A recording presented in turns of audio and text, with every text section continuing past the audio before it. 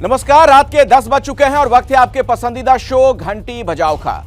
आपके साथ मैं हूं अखिलेश आनंद और आज बात होगी उस सांस की जिसकी वजह से हम जिंदा हैं। आज बात होगी उस हवा की जो हमारे फेफड़ों में जाती है तो हम चल फिर पाते हैं। आखिर क्या वजह है कि आज यही प्राणवायु हमारे लिए प्राण घातक बन चुका है? दरअसल दिल्ली एनसीआर की हवा आज इस कदर जहरीली हो चुकी है कि लोग भयानक बीमारियों के शिकार हो रहे हैं। और देखिए, सबसे बड़ी मुसीबत तो उन लोगों के लिए है जिन्होंने कोरोना का दंश झेला था। उनके कमजोर फेफड़ों के लिए आज दिल्ली एनसीआर की हवा प्राण घातक हो चुकी है। सवाल यह है कि आखिर इसका गुनहगार कौन है? दरअसल ये एक ऐसी समस्या है जिसके लिए सरकारें जिम्मेदार तो हैं ही, हम और आप भी कम गुनहगार नहीं। हम और आप भी अपनी गलतियों की वजह से अपनी आबो हवा को खराब कर रहे हैं। उधर जिन सरकारों के कंधों पर इसे ठीक करने की जिम्मेदारी है वो भी कान में रुई डालकर सोई हुई हैं। जब दिल्ली की बात होगी तो सवालों के घेरे में होंगे अरविंद केजरीवाल। दिल्ली को प्रदूषण मुक्त करने की बड़ी बड़ी बातें की गई थीं, लेकिन हाल वही है। हर साल दिवाली के आसपास दिल्ली के वातावरण में बना प्रदूषित गैस चैम्बर सबका जीना मुहाल कर देता है। तो आज घंटी बजाइए उन लोगों की भी जो वायु प्रदूषण को बढ़ा रहे हैं और उन सरकारों की भी जिनकी प्राथमिक तौर पर जिम्मेदारी है हमारे वातावरण को स्वच्छ रखने की। हमारी रिपोर्ट देखिए और 8422840000 पर जरूर घंटी बजाइए।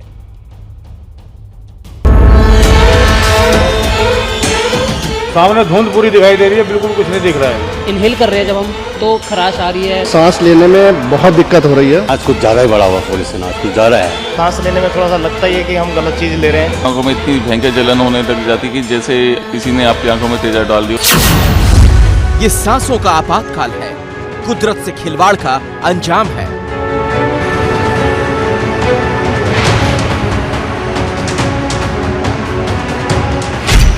जो जहर हमने ही हवाओं में घोला, ये उन हवाओं का इंतकाम है।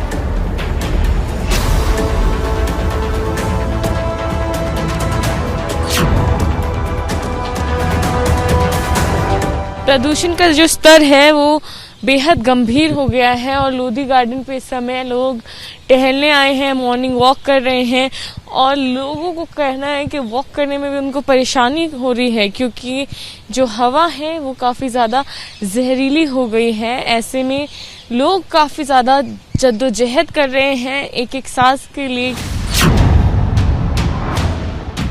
आपको ये सामने मेट्रो स्टेशन कड़कड़डूमा का नजर आएगा जो स्मॉग की चादर में इस समय घिरा हुआ है और तकरीबन हर इलाके में इस समय यही हाल है। दूर तक ऐसा लग रहा है कि धुंध ही धुंध छाई हुई है, विजिबिलिटी काफी कम है और हवा में जहर इस कदर घुला हुआ है कि सांस लेना मुश्किल हो रहा है।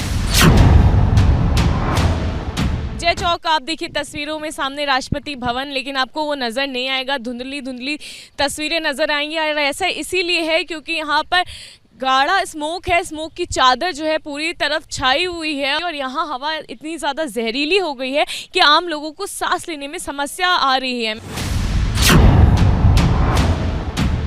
मैं इस वक्त दिल्ली के गाजीपुर इलाके में हूँ। यहाँ पर सांस लेना काफ़ी मुश्किल है। इसकी दो वजह है। पहली वजह यहाँ की हवा में बदबू और दूसरा यहाँ का एयर क्वालिटी इंडेक्स। इस वक्त इस इलाके का एयर क्वालिटी इंडेक्स 282 है, यानी जो काफ़ी चिंताजनक है। आप देखिए कि कचरे के पहाड़ के पास किस तरह से स्मोग है। यहाँ की जो विजिबिलिटी है वो भी काफ़ी कम है। अलग अलग जगह,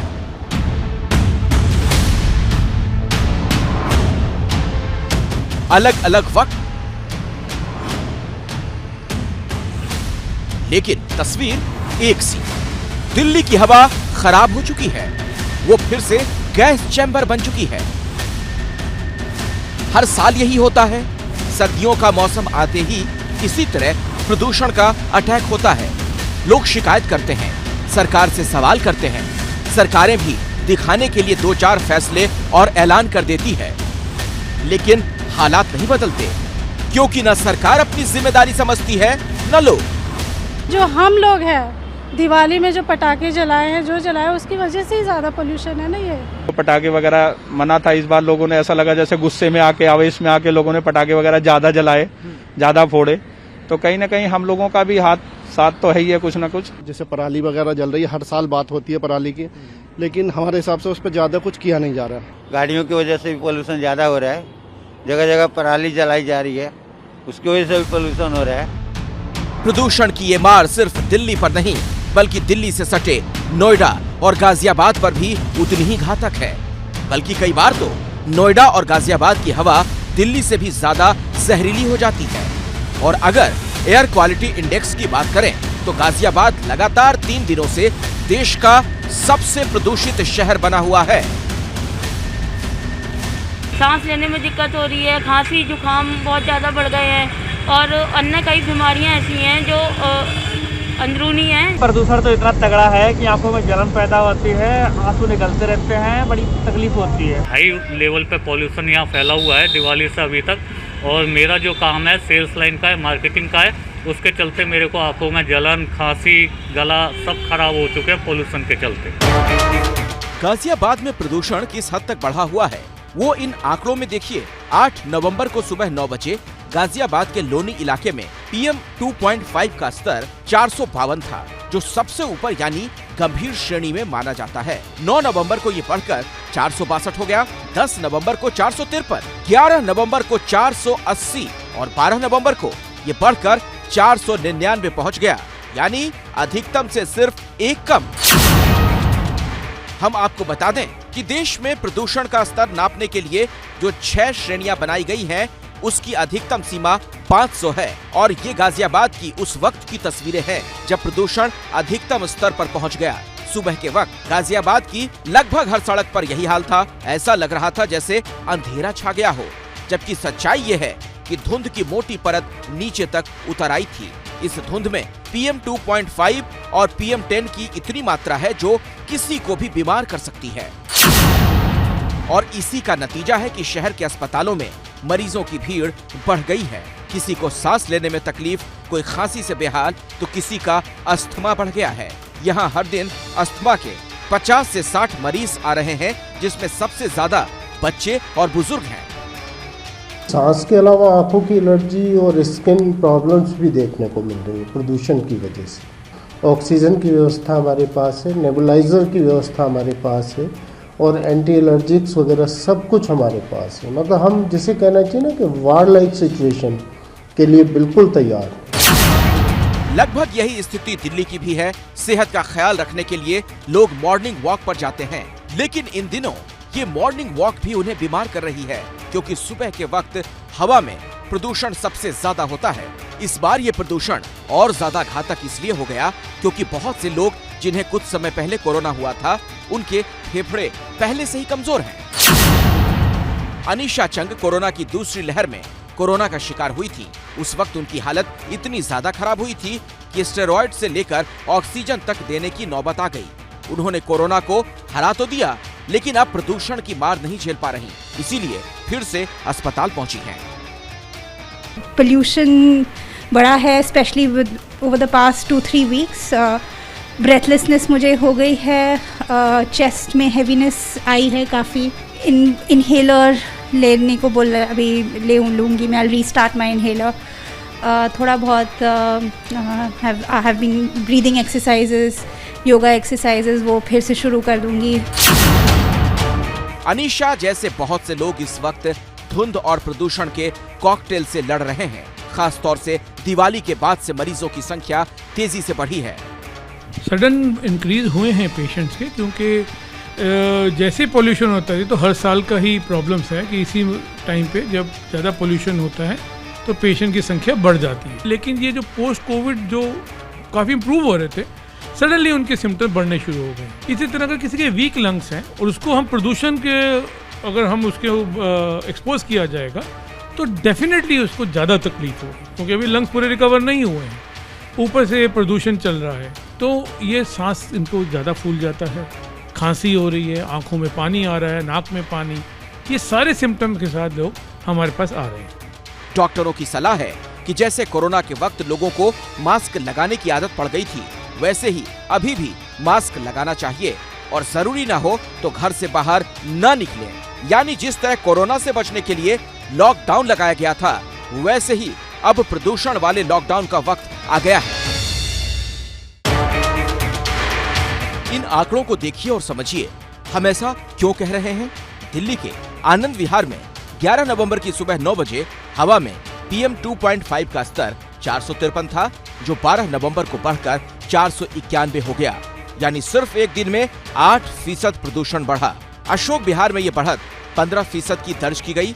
दिल्ली के सबसे व्यस्त चौराहे ITO का AQI 11 तारीख को 410 था, जो शुक्रवार सुबह 491 हो गया। इसी तरह रोहिणी में 24 घंटों में प्रदूषण का स्तर 18% तक बढ़ गया।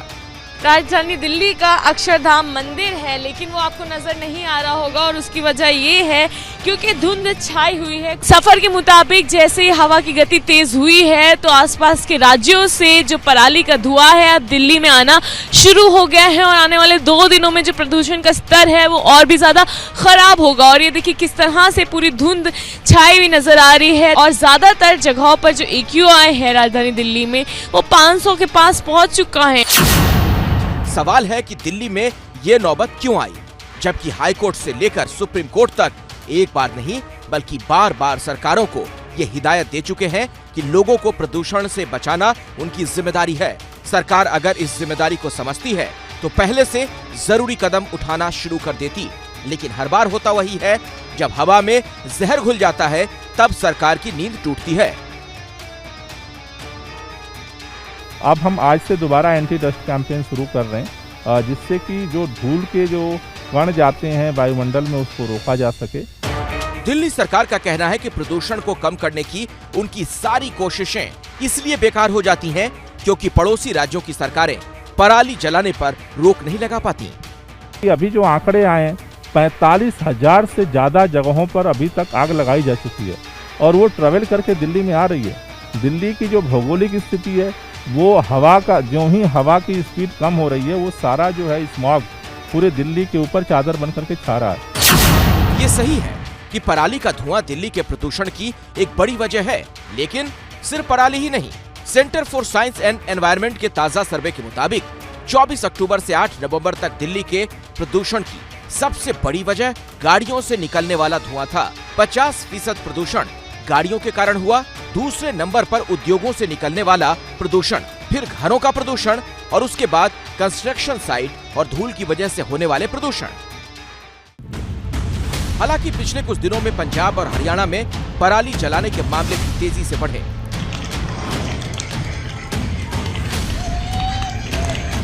ये हाल तब है जब सरकार पराली जलाने पर रोक लगा चुकी है। पराली जलाने वाले किसानों के अपने अपने तर्क हैं।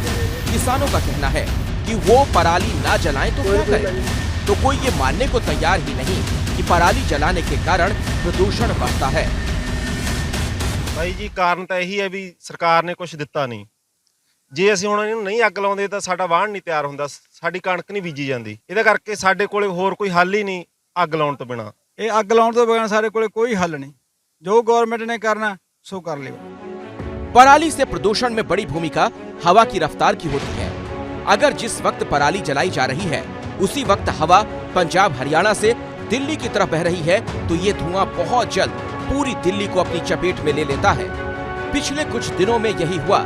हवा की रफ्तार बढ़ी और पराली का धुआं खेतों से दिल्ली तक पहुंच गया और दिल्ली की हवा में पहले से मौजूद प्रदूषण के साथ मिलकर इसने दिल्ली का दम घोटना शुरू कर दिया।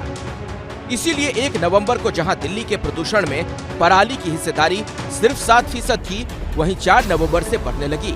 यही वो वक्त था जब पंजाब हरियाणा में सबसे ज्यादा पराली जलाई गई। नतीजा ये हुआ कि 5 नवंबर को प्रदूषण में पराली की हिस्सेदारी 36% हुई, 6 को 41% और 7 नवंबर को अब तक की सबसे ज्यादा यानी 48% पर पहुंच गई। इसके बाद पराली जलाने के मामले घटे तो अब पराली प्रदूषण की हिस्सेदारी भी घटकर 26% पर आ गई है।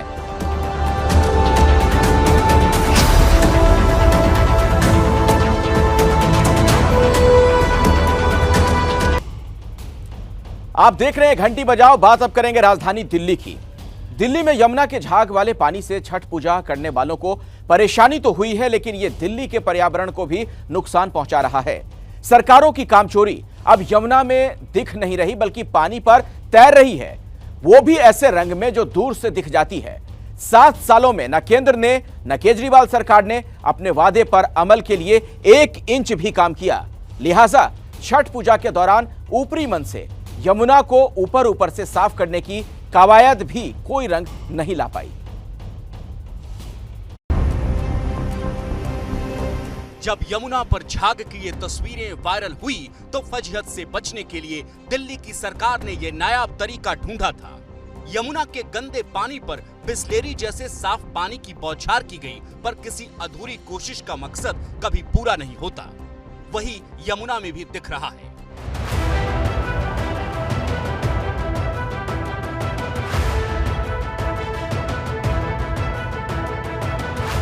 एक नजर में आपको यह तस्वीर कश्मीर के डल झील जैसी लग सकती है, तो दूसरी नजर से दिल्ली की यमुना आपको अंटार्कटिका महाद्वीप जैसी भी लग सकती है। कश्मीर का डल झील हो या अंटार्कटिका का बर्फीला समंदर, दोनों अपनी खूबसूरती के लिए जाने जाते हैं, लेकिन दिल्ली में यमुना गंदगी का प्रतीक बन चुकी है। यमुना में गिरते गंदे नालों के पानी से अब यमुना काली भी नहीं बल्कि सफेद नजर आ रही है, लेकिन ये सफेदी चिंता को और बढ़ाने वाली है।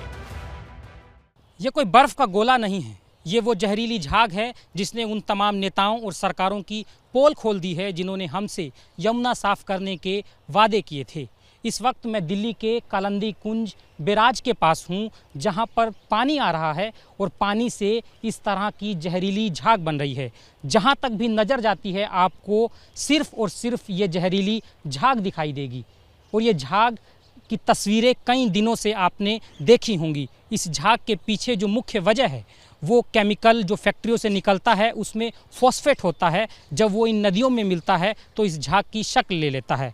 फॉस्फेट हमारे घरों से डिटर्जेंट के रूप में भी निकलता है, और जब पानी में मिलता है तो उसके पोल्यूटेंट्स पानी में घुल नहीं पाते और इस तरह से झाग का निर्माण होता है। डिटर्जेंट या फॉस्फेट जो भी हो, ये सरकार की नाकामी के निशान है। चाहे केजरीवाल सरकार हो या केंद्र की सरकार, ये अपने वादों पर कुछ भी नहीं करने का परिणाम है।